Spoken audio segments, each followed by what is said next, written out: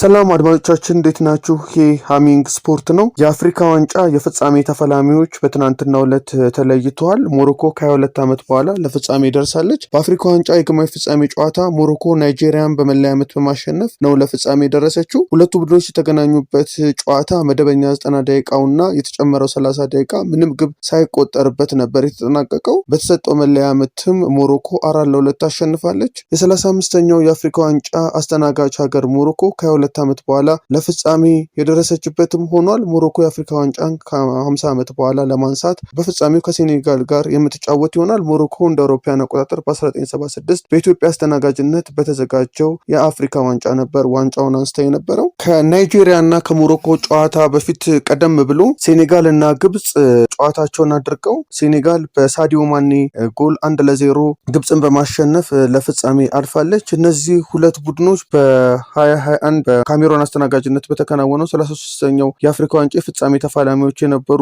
ቡድኖች ናቸው። በ35ኛው የአፍሪካ ዋንጫ የግማሽ ፍጻሜ ጨዋታ ትናንት 1 ሰዓት ላይ ሲደረግ ሴኔጋል ግብጽን 1-0 በማሸነፍ የፍጻሜ ተፋላሚ ሆናለች። የ7 ጊዜ አፍሪካ ዋንጫ አሸናፊዋ ግብጽ በመድረኩ ለ10ኛ ጊዜ ለፍጻሜ ለመድረስ የነበራትንም እድል መጠቀም አልቻለችም። ሴኔጋል በፍጻሜው ከአዘጋጁ ሀገር ሞሮኮ ጋር የምትጫወት ይሆናል። ወደ ሌሎች ስፖርታዊ መረጃዎች ስናልፍ በትናንትናው ዕለት ሲጠበቅ የነበረው የካራባኦ ካፕ የግማሽ ፍጻሜ መጀመሪያ ዙር ጨዋታ አርሰናል ቼልሲን 3-2 አሸንፏል። በስታንፎርድ ብሪጅ በተደረገው ጨዋታ ቤን ዋይት፣ ቪክቶር ዩኬሬሽ እና ማርቲን ዙቢሜንዲ የአርሰናልን ግቦች አስቆጥረዋል። ተቀይሮ የገባው አሌሃንድሮ ጋርናቾ የቼልሲን 2 ግቦች ማስቆጠር ችሏል። የሊግ ካፕን ካነሳ 32 ዓመታት ያስቆጠረው አርሰናል ወደ ፍጻሜ ለማለፍ ያለውን እድል አስፍቷል። የአርሰናል እና የቼልሲ መልስ ጨዋታ ከ18 ቀናት በኋላ በኤምሬትስ የሚደረግ ሲሆን የደርሶ መልስ አሸናፊው በፍጻሜው ከማንቸስተር ሲቲ እና ኒውካስል ዩናይትድ አሸናፊ የሚገናኝ ይሆናል። በሌላም የካራባኦ ካፕ ጨዋታ ከትናንት በስቲያ ማንቸስተር ሲቲ በአንቷን ሴሚኒዮ እና በቼርኪ ግቦች ኒውካስል ዩናይትድን 2-0 ማሸነፉ ይታወሳል። በሴንት ጄምስ ፓርክ ስታዲየም በተደረገው ጨዋታ አንቷን ሴሚኒዮ እና ሪያን ቼርኪ የሲቲን ግቦች በማስቆጠር ማንቸስተር ሲቲ ለፍጻሜ ሊያልፍ የሚችልበትን እድል እንዲያሰፋ አድርገዋል። በጥር የዝውውር መስኮት ከቦርንማውዝ ማንቸስተር ሲቲን የተቀላቀለው ጋናዊ ተጫዋች በሁለት ጨዋታዎች ሁለተኛ ግቡን አስቆጥሯል። የፔፕ ጋርዲዮላ ቡድን ከ4 ዓመት በኋላ የሊግ ካፕ ዋንጫን ለማንሳት የሚያደርገውንም ጉዞ አሳምሮ እንደነበር ተመልክተናል። የሁለቱ ቡድኖች የመልስ ጨዋታ ከ20 ቀን በኋላ በኢትሃድ የሚደረግ ሲሆን የደርሶ መልስ አሸናፊው በፍጻሜው ከአርሰናል እና ከቼልሲ አሸናፊ የሚገናኝ ነው የሚሆነው። ሪያል ማድሪድ ሁለተኛ የሊግ እርከን ላይ በሚገኘው ቡድን ተሸንፎ ከኮፓ ዴላሬ ውጭ ሆኗል። በ2025/26 የስፔን ኮፓ ዴላሬ ጥሎ ማለፍ ሪያል ማድሪድ ሁለተኛው የሊግ እርከን ላይ በሚገኘው አልባሴት 3-2 ተሸንፎ ከሩብ ፍጻሜ ውጭ ሆኗል። በሱፐር ካፕ ፍጻሜ በባርሴሎና በተመሳሳይ 3-2 በሆነ ውጤት ከተሸነፈ በኋላ ዋና አሰልጣኙን ሻቢ አሎንሶን ያሰናበተው ሪያል ማድሪድ በቀናት ልዩነት ሁለተኛው የሊግ እርከን ላይ በሚገኘው ቡድን ተሸንፎ ከሌላኛው ዋንጫ በጊዜ ተሸኝቷል። ጃፍት ቤንታኮር የአልባሴትን 2 ግቦች ሲያስቆጥር ጃቪ ቪላር 1 ግብ አስገኝቷል። ማስታን ቱኖ እና ጎንዛሎ ጋርሻ ማድሪድን ከሽንፈት ያልታደጉ 2 ግቦች አስቆጥረዋል። ሻቢ አሎንሶን በመተካት በጊዜያዊነት ቡድኑን የተረከበው አልቫሮ አልቤላ የመጀመሪያ ጨዋታውን በሽንፈት ጀምሯል። በ20ኛው ሳምንት የጣሊያን ሴሪኤ የሊጉ መሪ ኢንተር ሚላን ሊቼን 1-0 አሸንፏል። በጁሴፔ ሜዛ ባደረገው ጨዋታ ፒዮ ኢስፖሲቶ የኢንተር ሚላንን ብቸኛ ግብ ከመረብ አሳርፏል። ከጨዋታው 3 ነጥብ ያገኘው ኢንተር ሚላን የሊጉን መሪነት በ46 ነጥብ መምራት ችሏል። በሌላ ጨዋታ ናፖሊ ከፓርማ 0-0 ተለያይተዋል። ናፖሊና ፓርማ ጨዋታቸውን 0-0 በሆነ ውጤት አጠናቀዋል። አሰልጣኙ አንቶኒዮ ኮንቴን በቅጣት ያጣው ናፖሊ በሊጉ ለሶስተኛ ተከታታይ ጊዜ ነጥብ የተጋራበት ጨዋታም ሆኗል።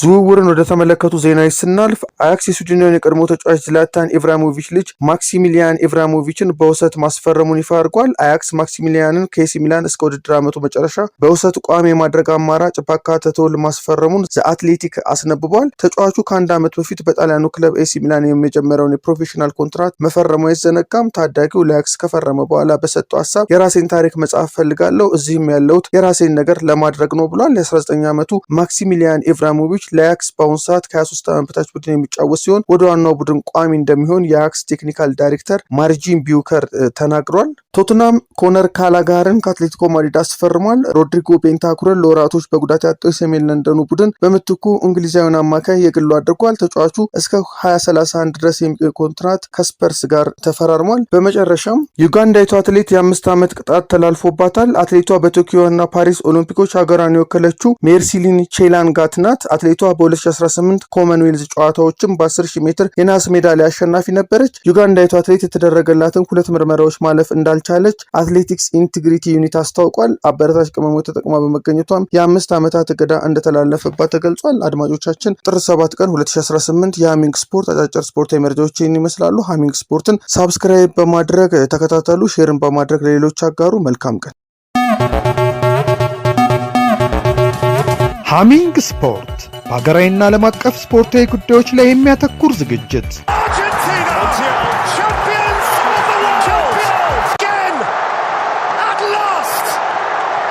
በሃሚንግ ስፖርት የስፖርት ዜናዎች፣ በተመረጡ ርዕሶች ላይ ውይይት፣ የእንግዳ ዝግጅት፣ የስፖርተኞች ግለ ታሪክና የሴቶችን እግር ኳስ በልዩ ሁኔታ ይዳስሳል።